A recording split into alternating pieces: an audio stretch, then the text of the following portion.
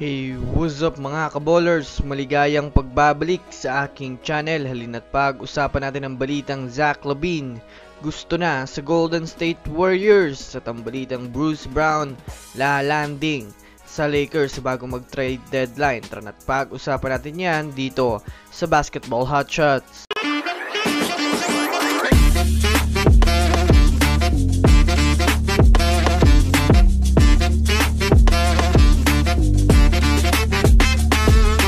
Una nga muna tayong dumako mga kaballers sa balita patungkol sa kupunan ng Los Angeles Lakers.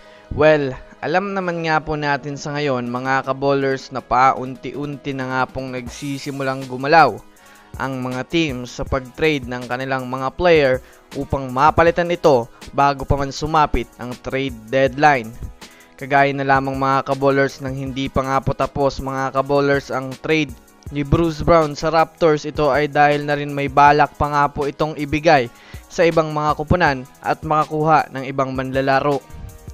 Alam naman nga po natin mga kaballers na marami na nga ang Toronto Raptors ng mga guards, kaya mapipilitan pa nga po itong front office ng Raptors ng bitawan itong si Bruce Brown. Mainit pa nga po ang balita ngayon sa mga NBA insider na New York Knicks at Los Angeles Lakers nga daw ang pinakamatunog na team ang naghahabol dito kay Bruce Brown, lalo pat gusto nga ng Lakers makakuha ng panibagong point guard na magbibigay sa kanilang team ng malakas na impact.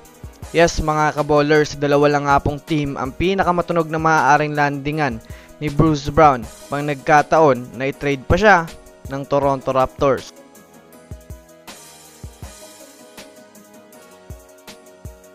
Samantala, dumako naman tayo mga kaballers sa balita patungkol sa gusto na nga daw ni Zach LaVine mapunta sa Warriors. Alam naman nga po natin mga kaballers na available na nga po sa trade market itong si Zach LaVine. Sa katunayan nga po mga kaballers, isa na rin nga po ito sa pinakamatunog na superstar na maaaring lumipat na sa ibang team.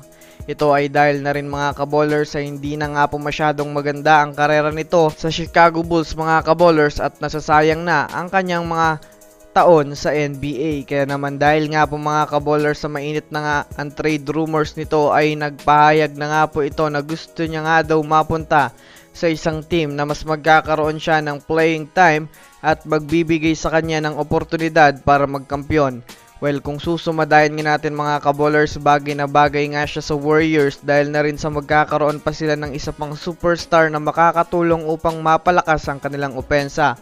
Kasabay na rin nga niyan mga kaballers na mas mabibigyan pa siya ng oportunidad na magkaroon ng malaking playing time sa Warriors, lalo pat kung maganda ang kanyang performance sa team. Kaya ano sa tingin nyo mga Warriors fans, ang ayon ba kayo sa pagpunta ni Zach LaVine sa Warriors? I-comment nyo na yan sa ibaba.